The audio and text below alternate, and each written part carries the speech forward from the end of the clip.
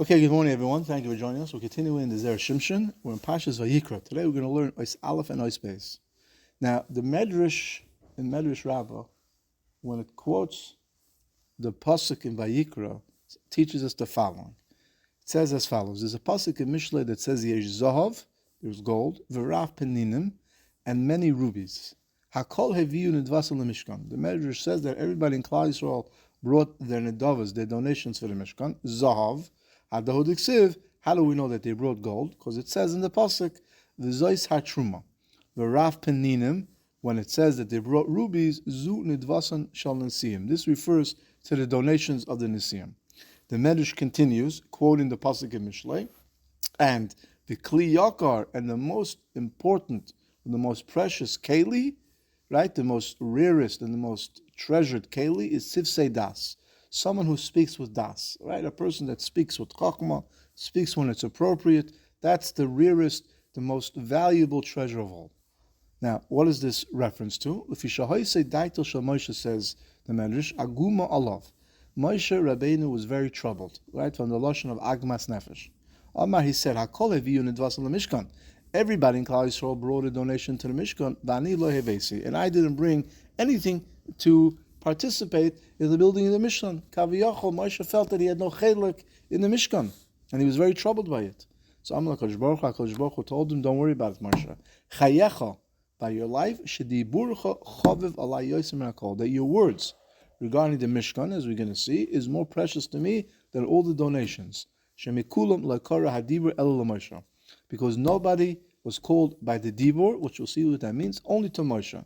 How do we know? The ksiv Vayikra el Moshe. At kal nashana. This is the lashon of the Medrash. So the Medrash teaches us that Kadosh Baruch Hu told Moshe Rabbeinu, don't be troubled by you didn't give anything to the donation. You actually gave the most. So, in fact, the Zera Shimshon kasha. Mahu shediburcha chav alay yasim nakol. What does it mean that your dibur was more precious to me? Where does it say anything about Moshe Rabbeinu's dibur? On the contrary, the pasuk says that Hashem spoke to Moshe, not that Moshe spoke to Hashem. So in order to explain this, the Zera Shimshon is going to bring another medrash, a very important yisoid. That says in the pasuk in Mishlei, Noitzer te'eina yoichal pirya. The one who watches the figs, he will eat its fruits. You watch your figs, you watch your fruits, you watch your animals, you watch your business, whatever you have to watch, you keep an eye on it, you make sure that it's safe, it's protected, it's taken care of, you will be able to eat its fruits. L'fisha nasan Moshe nafsha el Mishkan. The Medrash says that Moshe Rabbeinu gave his nefesh to the Mishkan, laharis l'chol chachmei lev, to teach and to show all the craftsmen, va'osim, and those that were involved in building the Mishkan, shelo yitu mima shetziva Kadosh Baruch Hu. Do not make a mistake in what Kadosh Baruch Hu commanded us to build the Mishkan. Moshe was on top of every aspect of the building of the Mishkan. It's true that Betzalel and Eliyav were the ones that were putting it together, but Moshe Rabbeinu constantly came to review, to inspect, to monitor, to make sure that everything was done al pidas v'din. Shenemar vayhi v'yom kalos Moshe. The Medrash says when Moshe Rabbeinu finished building the Mishkan, so all the Mefarshim say Moshe Rabbeinu didn't build the Mishkan. People in Klal Yisrael built the Mishkan. The men and the Noshim, they came and they built the Mishkan. So why does it say when Moshe finished building the Mishkan? So too, when it came to every dibur, and Klal Yisrael did what Moshe Rabbeinu told them, it doesn't say v'chein asa Klal Yisrael. Rather, it says kasher tziva Hashem es Moshe. It was done like Moshe commanded them. So what does it mean? How could you attribute something to Moshe Rabbeinu? How can we attribute the building of the Mishkan to Moshe Rabbeinu when he didn't build it? So the Zera Shimshon says that's exactly what Hashem was telling Moshe Rabbeinu. V'zehu kavonas hamedrash. Dibur she'asa Moshe im kol bali hamalacha chavil l'Kadosh Baruch Hu mikulam.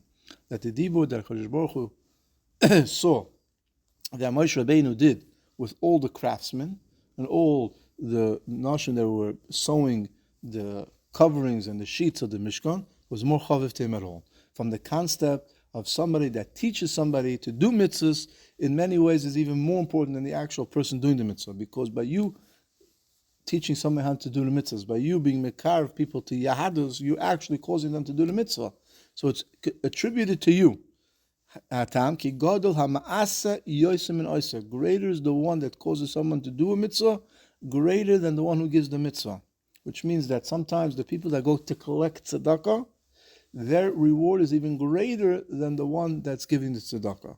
Because by you coming to collect tzedakah, by you coming to help somebody with their tefillin, with their sukkah, with their lulav, with chesed, gemilas chasadim, you're causing the other person to give it.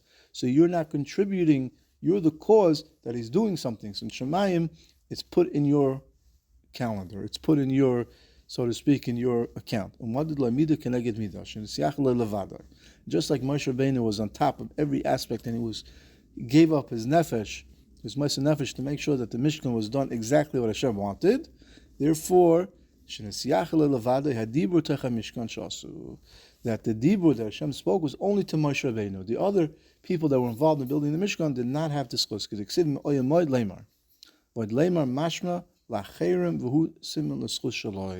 So we see from here that HaKadosh Baruch Hu looked and told Moshe Rabbeinu, don't worry, I looked at the dibur that you did and what you watched and ensured that Klal Yisrael did the Mishkan like you actually built the Mishkan.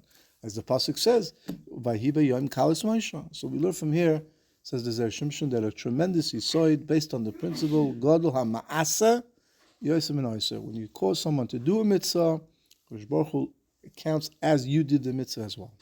We move on to Medrash to Beis Medrash Rabbah. Kol Tam Chacham She'ein by Das Nevela Toiva Heimenu. Any Tam Chacham that does not have Das, even an avela is greater than him. Teidelach Sheken Shari Moshe Odin Neviim. Moshe Rabbeinu was the master of all the Nevi'im, Va'aviyah Chacham, and he was the father of all the Chacham in the world. There was no one more Chacham than him.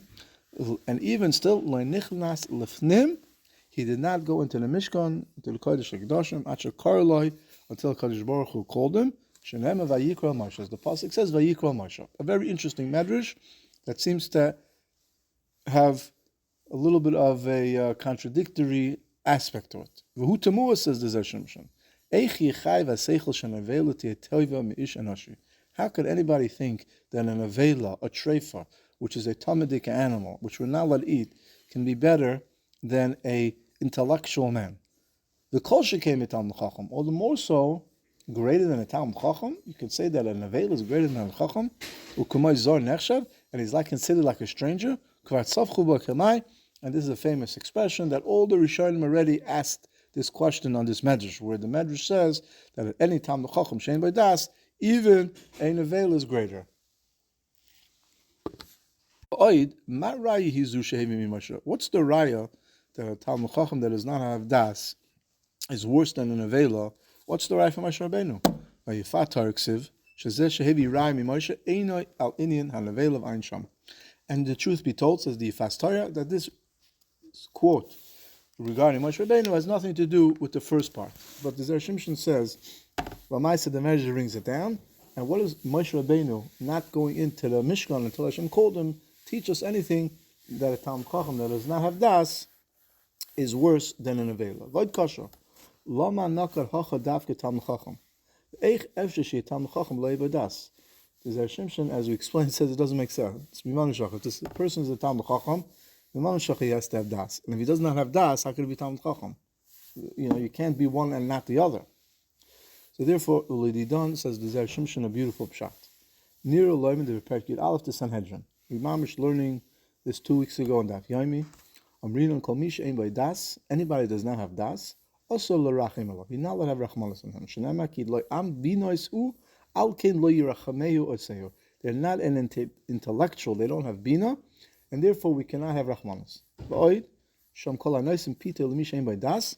Anybody that gives bread to somebody who does not have das, yisurin bar love. A very interesting and in a way a wild pasuk, right? Somebody does not have das, you're not allowed to give him bread. L'chol mish ein by das. And in addition, somebody who does not have das, at the end will go into galus. At kan l'shonai, this is the lashon of the medrash. So the Zera Shimshon says, the famous Gemara, this medrash Gemara on its face of it doesn't make any sense. Upirish ma'asha, the ein b'deya, who doime the seifa the chol mishesh b'deya l'seif misasha, which means as follows. The Mashal explains the mitchila marbe b'schayra, that a person that has das, or as follows. In the beginning, a person does by schayra. When he sees that what he's doing is not working out, he's smart enough to understand that he has to go now and daven and ask for rachamim from HaKadosh Baruch Hu. Umi she'ein by das, and who is someone who does not have das, is the opposite. Marbus chayra. He continues to buy goods. He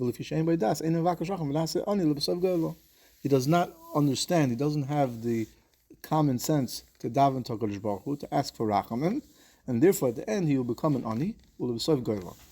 Therefore, l'chein asal rachim elav. Therefore, because of that, you have to have. It's also to me merachim. The vada yesh larachim al kol briyosef shloi batlu tzirasim kafi abriya. For sure, says the Marsha and the Zera Shimshon, that you have to have rachmanis on everybody. Since a person was born, as we learned many times, in the das and the seichel of Kodesh Baruch Hu, if he does not have common sense to daven to Hashem, he's missing something in the tzuras adam. This is the lashon of the Marsha, which means that if a person does business and it's not going well, and he doesn't daven to Hashem, he's actually shooting himself in the foot. Which means HaKadosh Baruch Hu gave you das, HaKadosh Baruch Hu gave you seichel. He understood that HaKadosh Baruch Hu runs the world. And if you're doing business and it's not working out, the first Parshat thing you're supposed to be doing is daven to Hashem. And if you're not doing that, you're going to end up hurting yourself.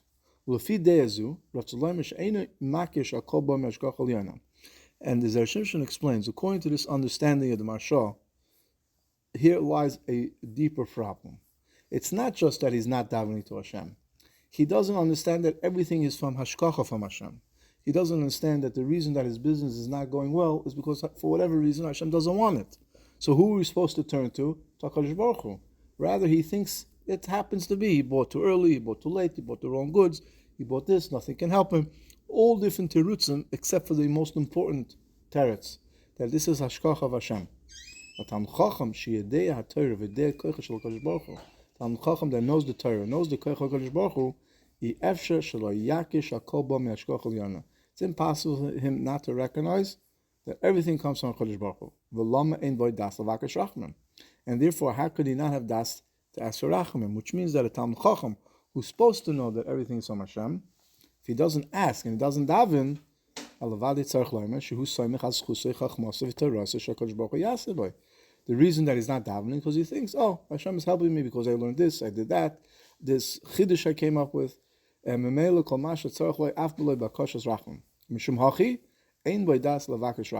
not have the das rachman because ultimately he thinks that the only thing that's going to help him is his own schusim, and he doesn't ask from HaKadosh Baruch Hu. And because of that, it's Parshat that an Avela is better than him. Because Isa shatfilin nichtavim, because an Avela and a treifa's skin we could use even for tefillin. Nichtavim al or an Avela treifa mashal shnei adam echad hargu melech v'echad hargu ispaklatar. He brings a mashal. Two people that had to get killed. One was killed by the king, and the other one was killed by the head executioner. Which person is more chashav?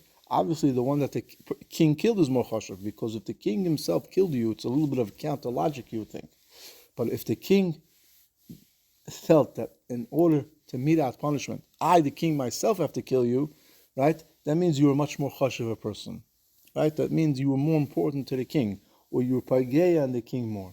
So here too, the nevela and the treifa, who killed it? HaKadosh Baruch Hu, as opposed to a regular person, right? So therefore, he's much more meshubah. Who killed the shechted animal? A person. Who killed the nevel and treifa? HaKadosh Baruch Hu. So using this mashal, we understand that a nevel and a treifa, one aspect, is even more chashuv than a shechted animal. So therefore, the min said, if that's the case, so why are we not allowed to eat nevelis and treifas? The Zera Shimshon has a beautiful chiddush, which you're going to see in a second. So before we go weiter, let's make sure we understand what's going on.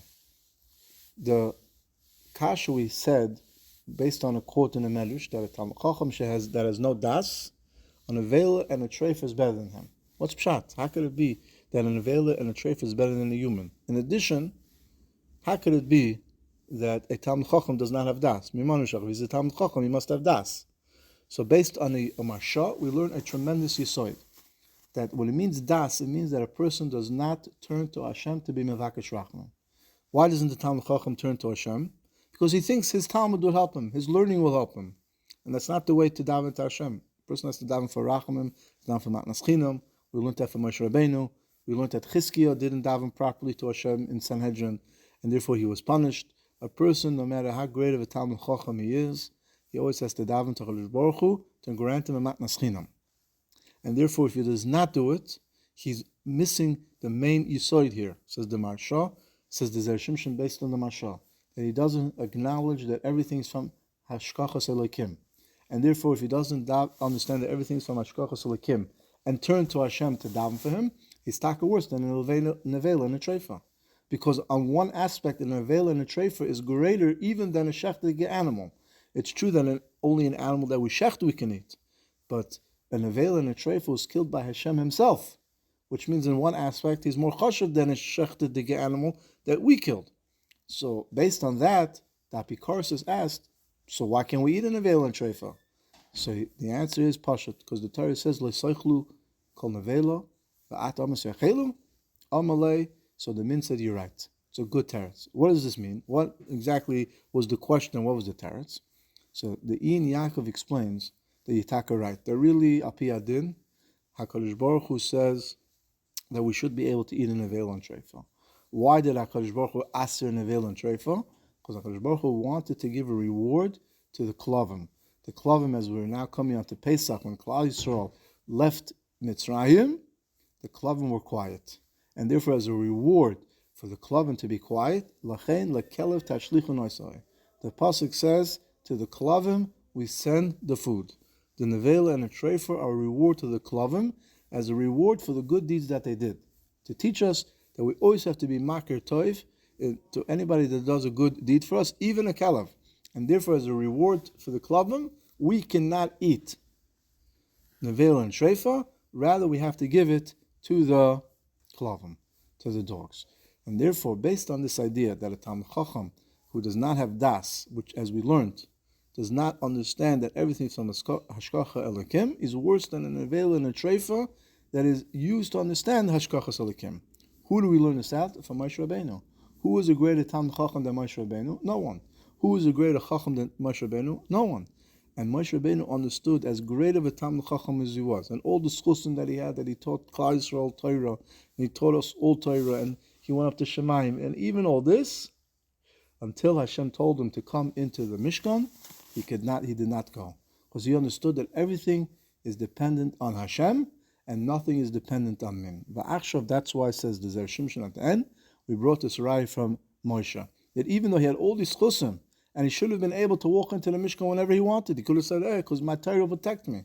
He said, no, I didn't go in until HaKadosh Baruch Hu calls me, which is the opposite of a Talmid Chacham who has no das, who thinks that his Torah will help him. If Moshe Rabbeinu did not acknowledge that his Torah would protect him, only Hashem, so for sure a Talmid Chacham has to understand the same thing.